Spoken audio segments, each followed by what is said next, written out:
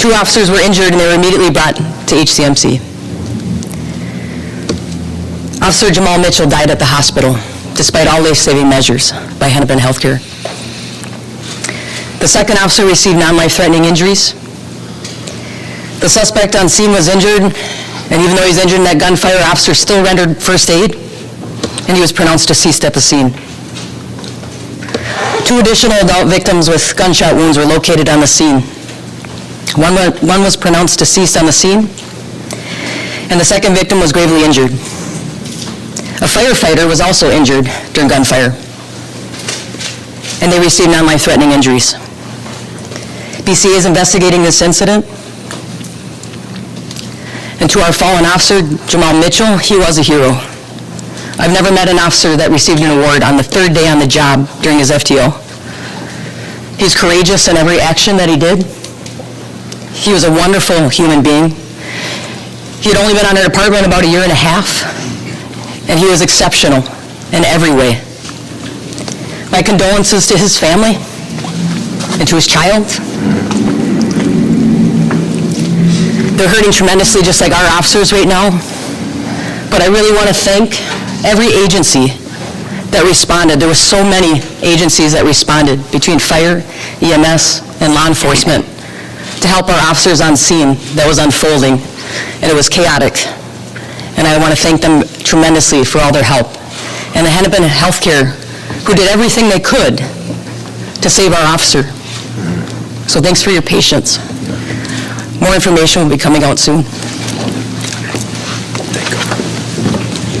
Thank you, Assistant Chief Blackwell, and deepest condolences to you and your officers, Mayor Frey and City Council. Most importantly, to the Mitchell family. There's no words you're going to hear today that are going to make today and the horror of it go away. For Minnesotans across the state, here in Minneapolis, but across the state,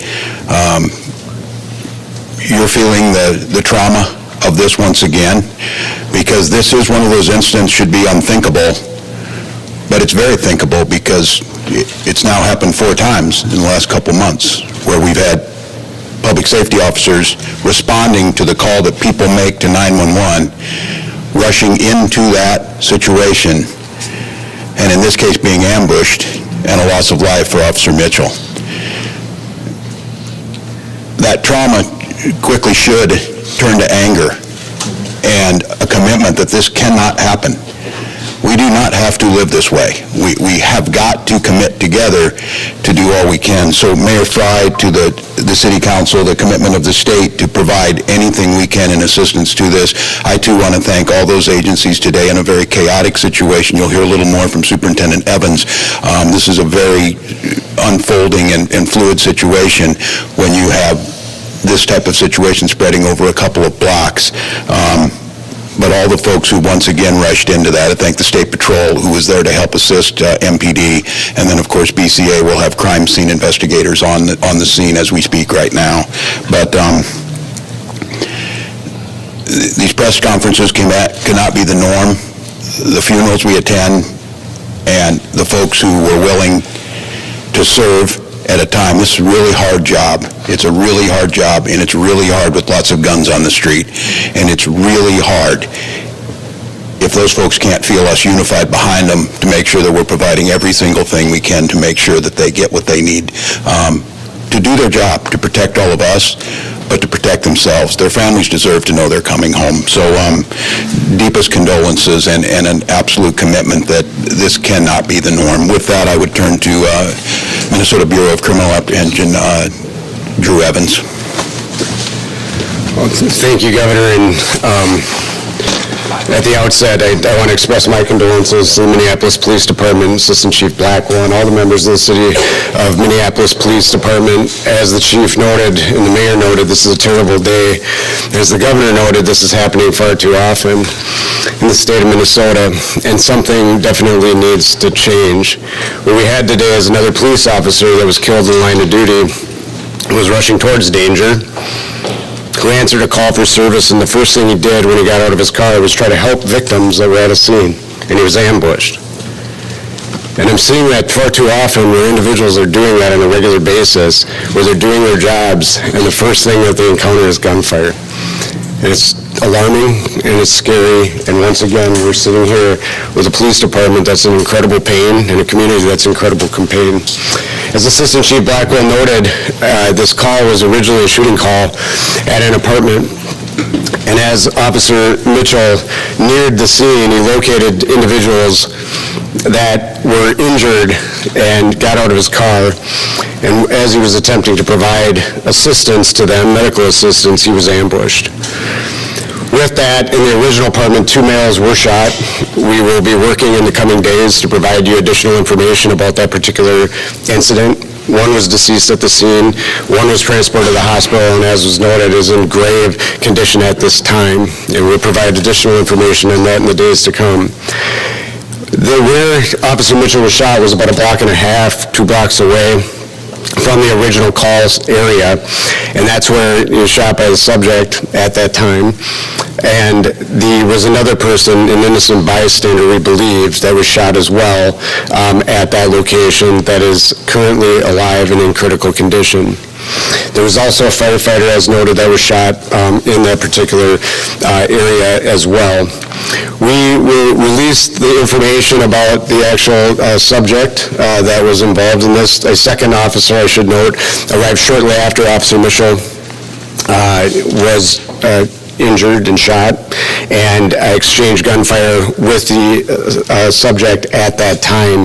He was injured in that gunfire exchange as well, and the subject is deceased at the scene in that location. As noted, we believe we know who the individual is.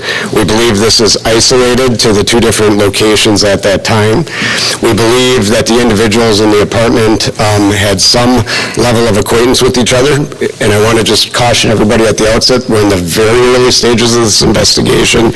I ask for your patience. We'll provide you a lot more information as we get it together.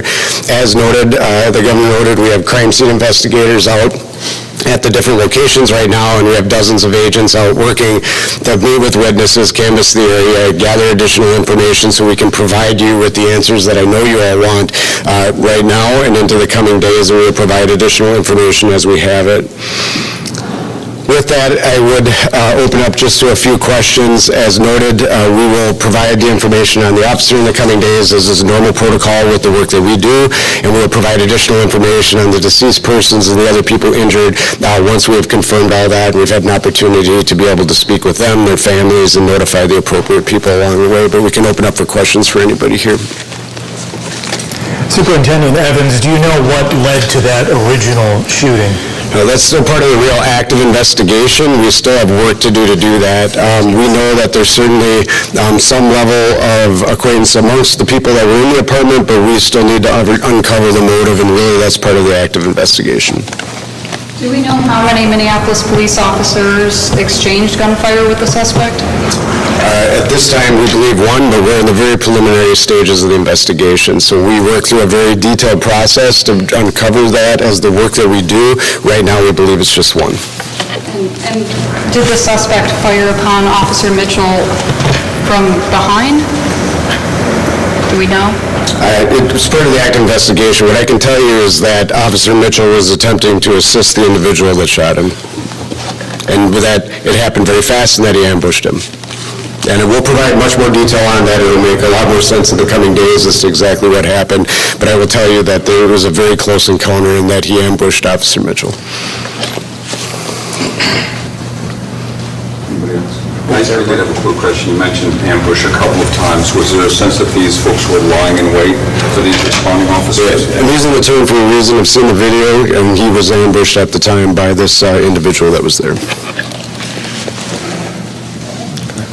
Do we know anything about the criminal history of the person who is suspected to have fired the gunshots at the officers and have resulted in the deaths of the 2 people?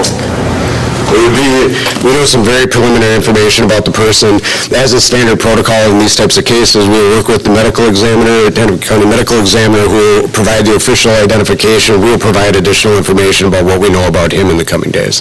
Mr. Mayor, Deputy Chief here, I don't know if you can answer this here, but next few days, this is obviously going to put a strain on city resources here. Have you talked to St. Paul and other cities around the area in terms of extending this assistance that they're lending to the city at the moment?